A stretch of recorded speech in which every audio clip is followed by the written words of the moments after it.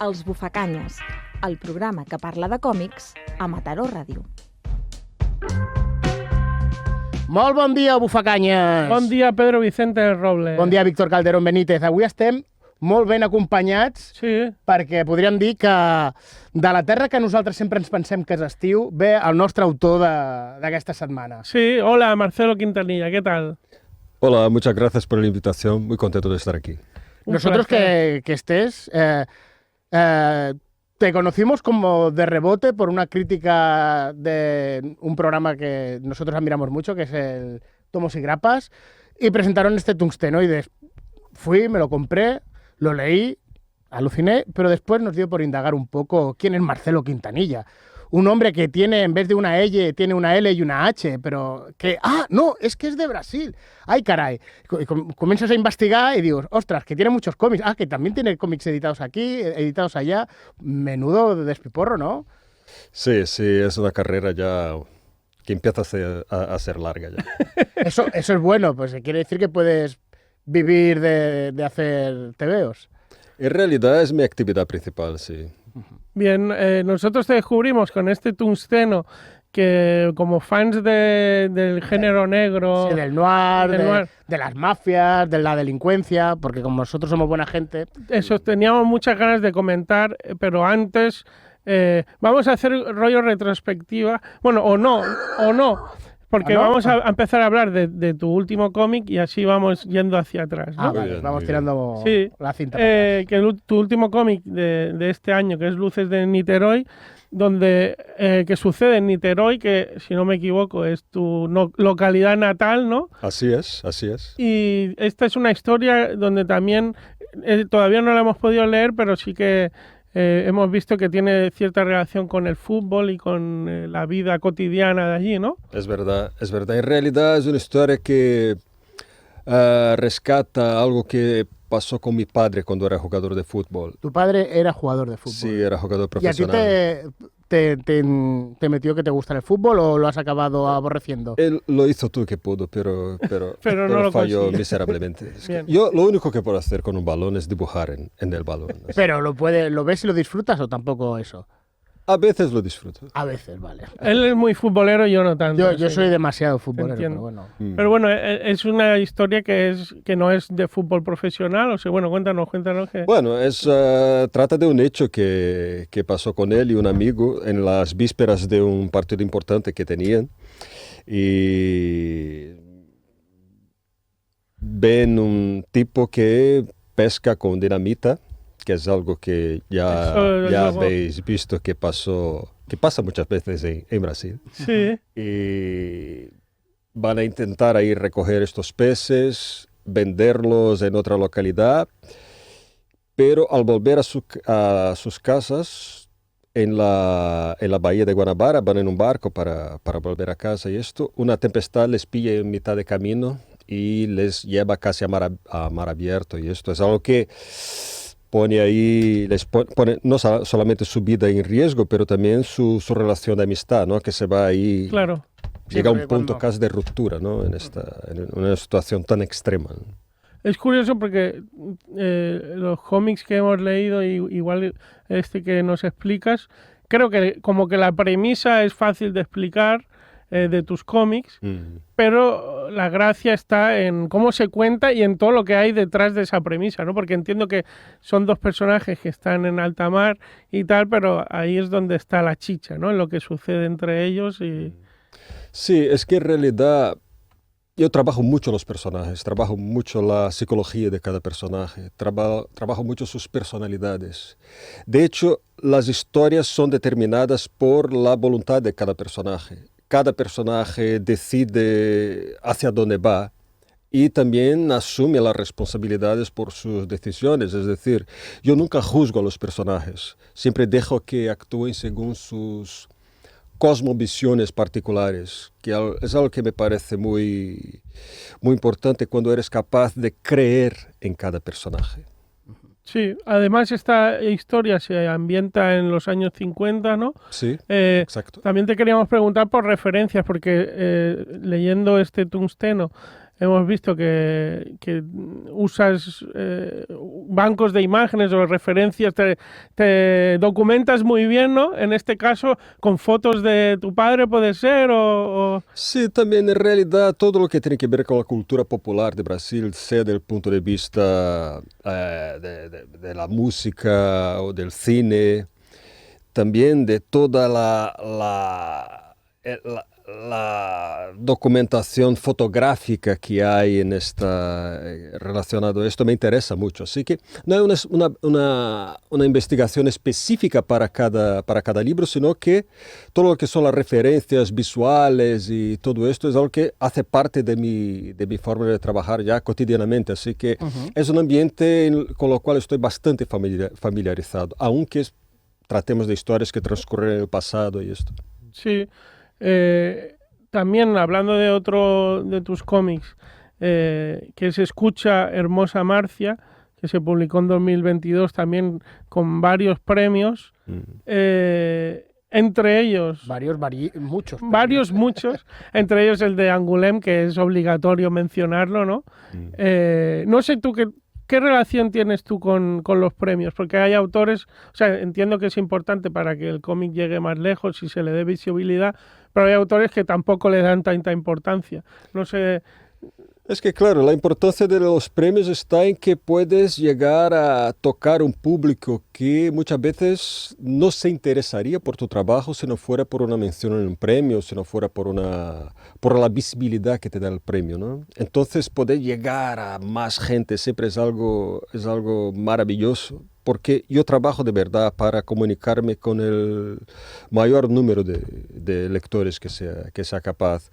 Así que siempre que hay una oportunidad de tocar a más gente, hablar a más gente, es algo que me interesa mucho, es algo que encuentro fantástico, fabuloso. Genial. En Escucha Hermosa Marcia, publicado por Astiberri, no sé si lo hemos mencionado, que siempre tiene muy buen gusto publicando. Astiberri tiene buena... No sé por qué, però ensumen bé la bona qualitat. Sí, esta también es una historia, podríamos decir, costumbrista, ¿no? Con personajes... Costumbrista, pero desde un punto de vista de gente muy pobre. Sí. Y también quería mencionar un poco dónde se sitúa, porque es en las favelas, que si no me equivoco tampoco están muy lejos de Niterói, ¿no? de tu ciudad. Es que claro, Río es una ciudad que tiene muchas comunidades, muchas favelas, como decimos nosotros. Es algo que viene del proceso caótico de la urbanización del país y de este embate entre lo que son los flujos migratorios internos desde el interior del país hasta las capitales, que al fin y al cabo nunca han sido bien trabajados por las diferentes instancias políticas, lo que nos ha llevado a una situación, debería decir, bastante complicada en lo que es todo lo que conlleva la habitación y la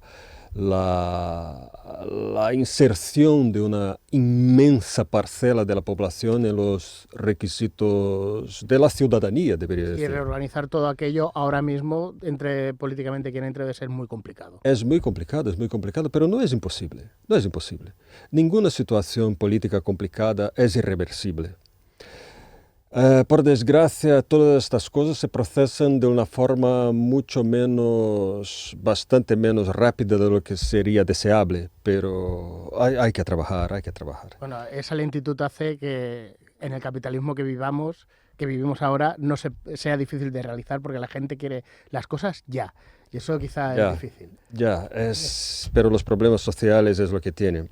Es un trabajo ininterrupto que conlleva también la participación de la población de una forma que creo que en Brasil ocurre de una manera bastante más intensa de lo que solía ocurrir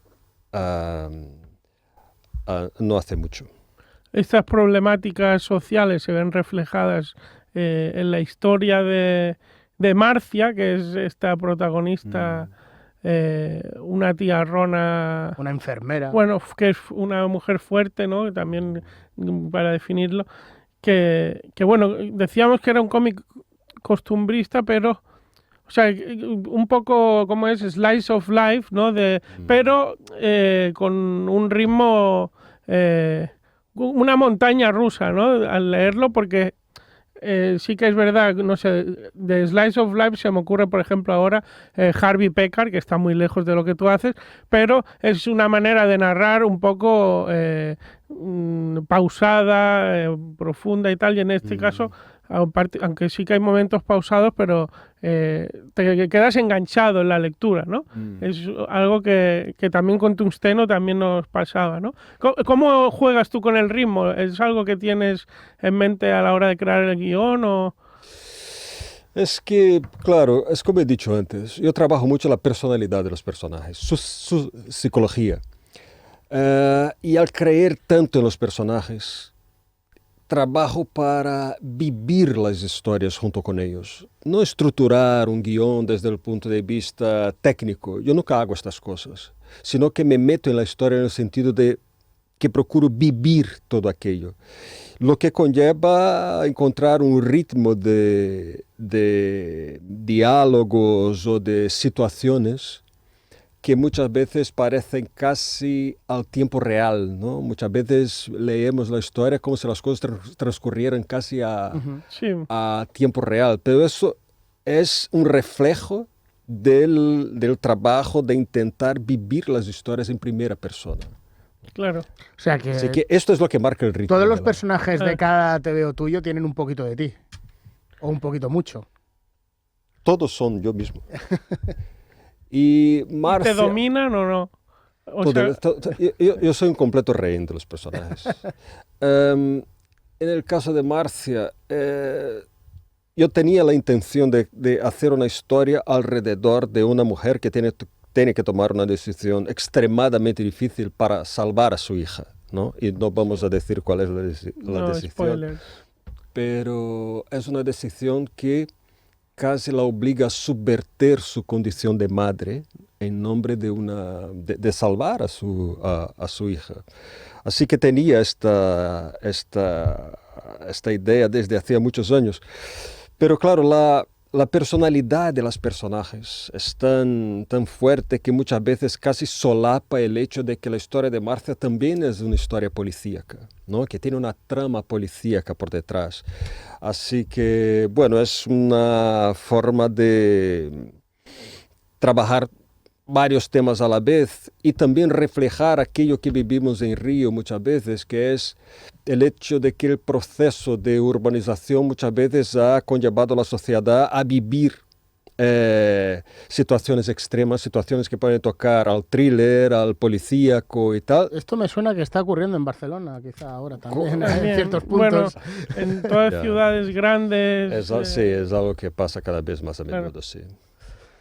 ¿Vamos a Tungsteno? Sí, vamos cambiando. Claro, Tungsteno, hablando de noir, policíacos, Tungsteno hay una cosa que cuando yo me lo leí, lo comienzas a leer, dices, vale, este es el delincuente, este es el señor mayor que se queja de todo, este es el poli, es el bueno, pero lo explicas de una manera, a cuentagotas en algunos momentos, con personajes sueltos que no ves conexión entre ellos, cuando se juntan todos dices, bueno, quizá el poli no es tan bueno, quizá el traficante de este, ya el último escalón de traficante, pues no es mal chaval, pero es su forma de vivir. El señor Quejica tiene buen corazón. Y tú vas viendo todo eso y haces al final, un match and brad, ahí un buen cóctel, que queda una historia súper redonda. Y además una historia que desde principio a fin estás enganchado, qué va a pasar y cómo va. Y después también algunos diálogos que yo recuerdo entre el señor mayor y el narcotraficante este de poca monta tienen mucho de político detrás, de cómo una persona mayor se quiere pegar a lo antiguo para decir, bueno, es que yo en esta época o vivía mejor o se hacían las cosas diferentes y yo me sentía más cómodo. Y ves que el narcotraficante, hombre, no, y se intentan engañar mutuamente. Bueno, una cosa muy, muy loca. Es como si fuera como una peli de Guy Ritchie, este cómic. Sí, no, y lo que comentas de los personajes, que O sea, En un trasfondo hay todos, pero que no solo se queda en el poli es bueno, tal. No, sino claro. va mucho, mucho, mucho más allá. lo que decíamos, bueno, también para un lector normal, el lector siempre busca también empatizar con alguno de los personajes, ¿no? Que normalmente es el protagonista, para eso, empatizar con él y tirar, sentirte como él, ¿no? Y Pero claro, coger el primer plano de la historia como te gusta cuando hacer a son ti, imagino. personajes que son tan dispares, también hace que el lector Con se un plantee... abanico de situaciones sociales en el mismo personaje tan diferente de una punta a la otra de su misma situación. Me encanta porque estamos aquí hablando, pero no hay pregunta. No, no, ¿qué nos puedes contar del trabajo que haces tú de preparación de personajes? Porque, como bien Ya, decías, has hablado de que los preparas muy bien, te basas en gente que conoces, en experiencias En historia que propias. lees en el periódicos. Sí, todo el tiempo, en cosas que he vivido en primera persona, cosas que han sido vividas por gente cercana a mí. Todo mi entorno está presente en las historias, todo el tiempo. Con Tungsteno, lo que pasó es que en el 2003 yo he sido invitado por una editorial de Río a pasar 2 semanas en Salvador. No me acuerdo si fueron 1 semana o 2 semanas, ahora hace tiempo ya de ello. Pero estuve ahí documentándome y esto para hacer un libro sobre la ciudad de Salvador, que se publicó en el 2005. Era un libro de ilustraciones y texto y prosa. Pero el encuentro con la ciudad de Salvador, que de hecho ha sido la primera capital de Brasil, es una ciudad que siempre ha estado ahí en mi mente, sea por la importancia cultural que tiene la ciudad en lo que es la historia de Brasil, como nuestra primera capital antes de Río de Janeiro. El encuentro con la ciudad, estar en la ciudad por primera vez, creo que me marcó de por vida, porque es una ciudad donde es muy perceptible toda esta cantidad de elementos que juntados configuran lo que es la cultura popular que conocemos hoy día en Brasil. Así que me quedé tan impactado que volví a la ciudad de Salvador y a su entorno muchas veces después de hacer este viaje. Y Tungsteno es otro resultado de este viaje. Uh-huh. Así que toda la documentación, la historia se transcurre en sitios reales, todos los sitios existen, todo está documentado a partir de la documentación que he tenido la felicidad de poder hacer en primera persona. Sí. Y debería de decir que la ciudad también es un personaje de la historia, ¿no? O sea, que Sí. todo lo que es la personalidad de los personajes también está influida por sus experiencias personales con su entorno. Lo que para mí es algo que hace con que la historia sea aún más intensa, ¿no? Uh-huh. Y el hecho de tratar a los personajes o crear a los personajes es como he dicho, creo mucho en sus personalidades, pero también creo en sus debilidades como seres humanos. Pues aquí te vaciaste en debilidades. Sí, es que claro, yo los cojo en todas sus potencialidades, en todas sus debilidades, jamás los juzgo. Y creo de verdad que todas estas... Todo este sentido que viene de la precariedad de la condición humana es algo que transmite mucha vida a cada uno de los personajes y hace con que mucha gente que no esté ni siquiera familiarizada con lo que es Brasil o lo que sea la vida en Brasil se identifique a algún nivel con estos personajes, porque en definitiva todos nosotros compartimos exactamente la misma precariedad de la condición humana, ¿no? Sí. De vivir aquí ya tantos años, Brasil hay un escalón de diferente tipo a nivel social, del primero al último muy variado.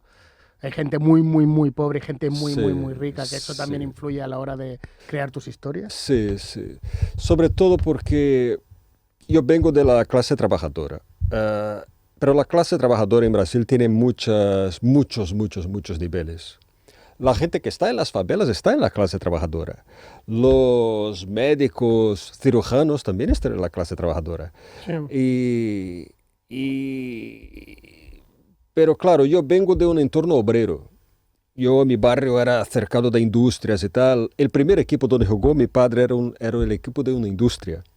Así que, pero claro, el entorno que conocí en Brasil se colapsó en mitad del siglo XX con la construcción de Brasilia y tal, la transferencia de la capital del país para el centro del país, que era Brasilia y tal, lo que hizo con que los núcleos industriales cambiaron de eje y lo que conllevara un empobrecimiento muy intenso de áreas como en las que vivía yo. Así que todo lo que es la pobreza y un ciclo económico que sufre una debacle importante que lleva toda una región a una pobreza muy, muy concreta, es algo que experimenté mucho en primera persona y es algo con lo que estoy familiarizado. Entonces, eso lo vemos muy reflejado, ¿no? En todos los cómics que hemos hablado ahora, ese empobrecimiento así como de un día para otro de la situación, y lo vemos muy reflejado en estos... Es que claro, es que esto me ha marcado de por vida, Sí, es decir, sí. es crecer en un entorno donde todo aquello que han sido tus referencias de infancia, las fábricas, las industrias, los campos de fútbol, una vida económico-cultural importante en un determinado momento, dijera adiós de una hora para otra. Todo este universo dejara de existir. Claro. Así que esto me ha marcado de por vida y se refleja mucho en mi trabajo. Y también creo que todo lo que son los valores y las cosmovisiones que comparte la clase trabajadora es algo con lo que estoy muy familiarizado también. Sí, y como bien decíamos, bueno, bien decías tú, las localizaciones en tus cómics son un personaje más. En el caso de Tungsteno, Salvador de Bahía, pero Niterói, como hemos comentado. También hemos hablado un poco de guión, pero tú como autor completo en estos cómics que hablamos, dibujas y coloreas también, ¿no? Sí, entonces, así es. Menos el Tungsteno, que es en blanco y negro, pero muy chulo. Bueno, en grises, porque tiene grises, sí. que a veces es más difícil. Bueno, te quería preguntar si trabajas en digital o si trabajas... De todas formas, ¿sí? de todas formas. Yo me siento a gusto trabajando de todas formas. Pero en alguna te gustará más que la otra, ¿no? No, en realidad no. ¿Ah? Es que cada una tiene su especificidad y me interesa mucho trabajar de formas distintas, con materiales distintos.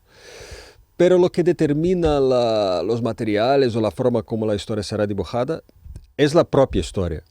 Es una reivindicación de la historia. La historia determina la forma como va a ser dibujada, cómo va a ser contada.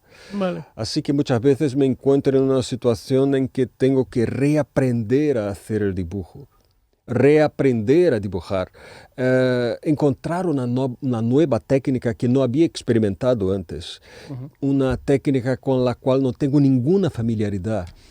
Y lo que me parece muy instigante desde el punto de vista creativo. Sí, motivador, ¿no? Salir de lo que se dice la zona de confort. Sí. Aún así, el estilo que tienes con trazos así como dinámicos, podría definirlo. Sí, es un dibujo que parece que se esté moviendo, porque hay algunas secuencias de Tungsteno. Yo tengo una en mente cuando el personaje que es policía está persiguiendo a alguien por una calle y hay coches para arriba, para abajo, él va entre los coches. Yo ahí me estresé, me lo estaba leyendo y me estaba estresando, que reflejaba muy bien lo que habías dibujado, cómo estaban puestos los bocadillos, lo que decía el personaje y las onomatopeyas que vas leyendo. Hay alguna escena de una hostia también que me gusta mucho, porque en algunos casos bueno, no sé si a lo mejor te ofendo, pero en algunos casos es feísta, me parece, el dibujo, pero para bien, claro. O sea, yo que a mí que me encanta el cómic underground, lo feísta es algo bueno, ¿eh? Entonces, en algunos casos, claro, las caras que dibujas y tal, también con Marcia, también... entonces...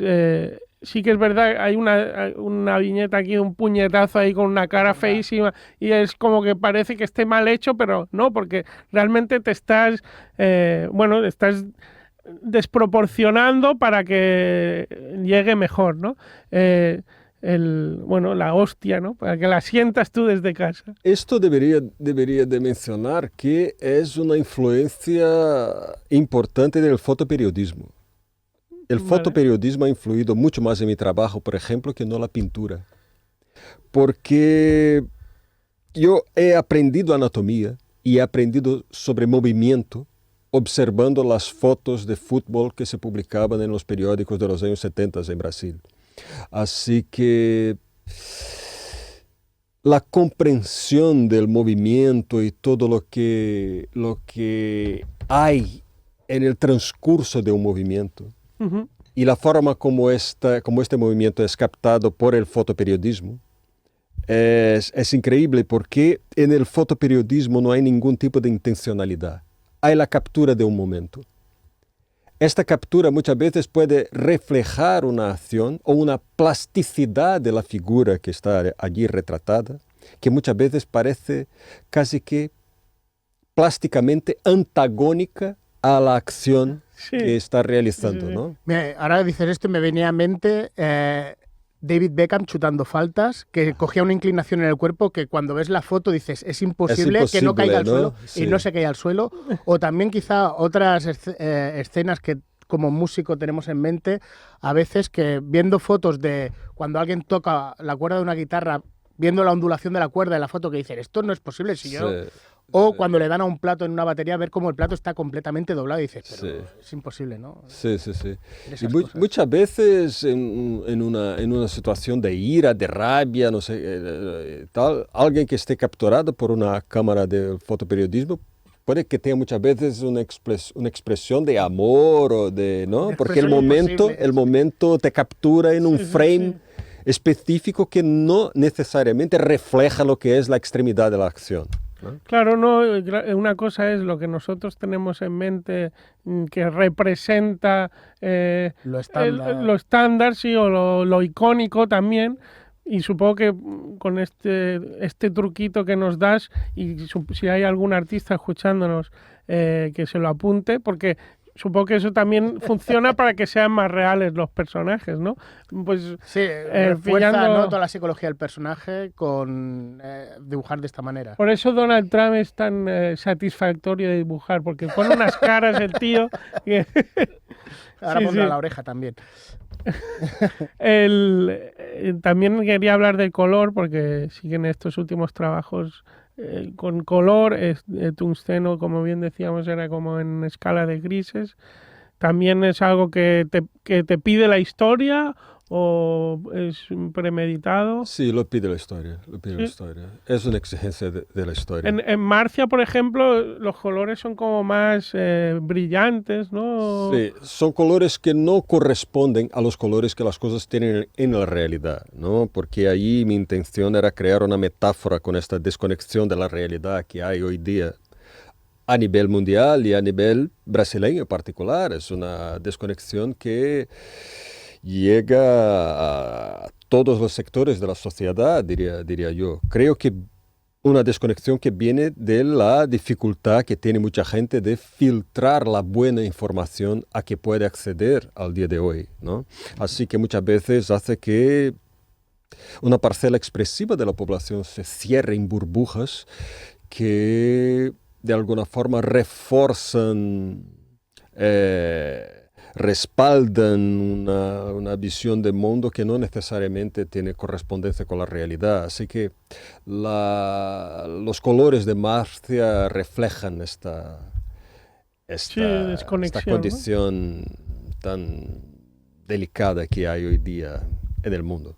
En tu último trabajo de Luces de Niterói, has jugado también, como ocurre en los años 50, ¿qué representación le has dado allí? Sí, los colores son colores que de alguna forma creo que reflejan el estado de ánimo, no solamente de los personajes, pero de la época misma. Los colores tienen un tono más bien nostálgico que no real, ¿no? Sí. Y también, pero no me apoyé en tonos o colores vintage, o que tuvieran necesariamente correspondencia con la época específicamente, sino que quería homogeneizar la atmósfera de la historia a partir de colores muy rebajados, ¿no? ¿Cómo Para darle este trabajas aire nostálgico. el color? Porque eso es algo que siempre nos llama mucha atención, porque hablamos con muchos dibujantes, pero Sí. coloristas no tanto. ¿Cómo trabajas? ¿Sueles hacer una paleta de color antes de empezar a colorear o vas ampliando esa paleta a medida que avanzas con el trabajo? De las dos formas. En el caso de Marcia, hay una paleta creada con anterioridad a la historia, que contiene 28 colores y no hay más. Toda la historia está hecha con estos 28 colores. Vale. En el caso de Luces de Niterói, es una paleta mucho más orgánica porque se va ampliando a la par que las páginas están siendo hechas, pero es exactamente la misma siempre. Un solo tono de piel, los diferentes tonos de piel que hay, que reflejan la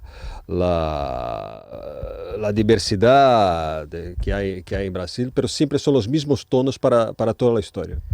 Pues para ir acabando, siempre hacemos ahí unas preguntillas rápidas. El bufatés. El bufatest, pero lo hemos olvidado un poco y ya hacemos pocas.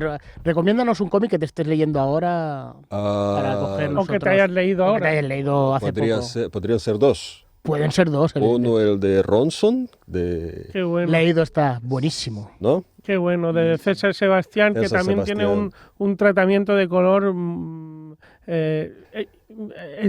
extraordinarísimo. Muy bien, muy bien. Sí. Y el otro el de Primavera para Madrid. Este no. También en Magius. la lista está también de Outsider Editorial, Sí, ahí que también tiene muy buen gusto publicando. Ujú. El bufatés es que antes teníamos las preguntas Sí, apuntadas. y también, bueno, también tu cómic favorito de toda la vida. Mi cómic favorito de toda mi vida. O el que te hizo despertar. O el que te hizo despertar las ganas por hacer Despertar TVOs. las ganas. Bueno, Cuando somos jóvenes siempre hay uno que nos deja como más marcado que... no podría decirlo, pero puede decir, por ejemplo, el recuerdo más antiguo que tengo del cómic. Igual podría ser esto, Sí, puede ser. que es el Aliop.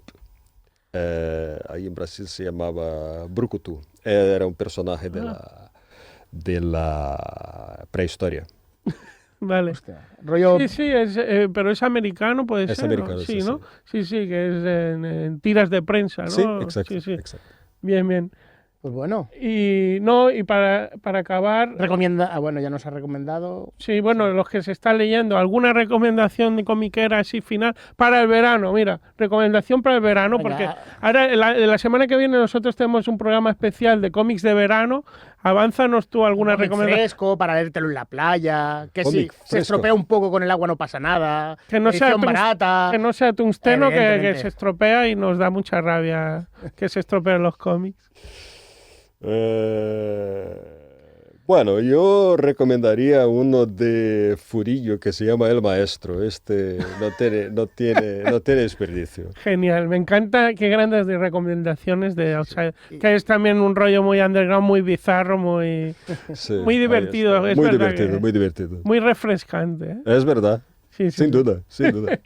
Pues genial, con estas recomendaciones acabamos el programa. Ha sido un placer poder hablar contigo en esta última entrevista de esta temporada que hemos tenido, que hemos podido hablar con muchos autores y autoras interesantes y un placer poder acabar Un aquí. placer, muchas gracias por la contigo. invitación. Seguiremos leyendo tus cómics, por Sí, supuesto. A partir de ahora Tenemos estarás en la estantería con más. que recuperar este último y recomendar leer también en verano tus tebeos a todos los que nos estén escuchando. El tungsteno es refrescante. Sí. Muy Porque refrescantes. Sí. yo estaba, bueno, refrescante, yo lo veía y estaba sudando, porque veía que pasaban calor algunos personajes, pero bueno, ahora está la playita y tal, por allí cerca. Género negro a pleno sol. Con esto Sí. acabamos. Y la setmana que ve l'últim programa de la temporada, eh? Això mateix. Apa! Vinga, hasta Adéu, luego. Faganyes!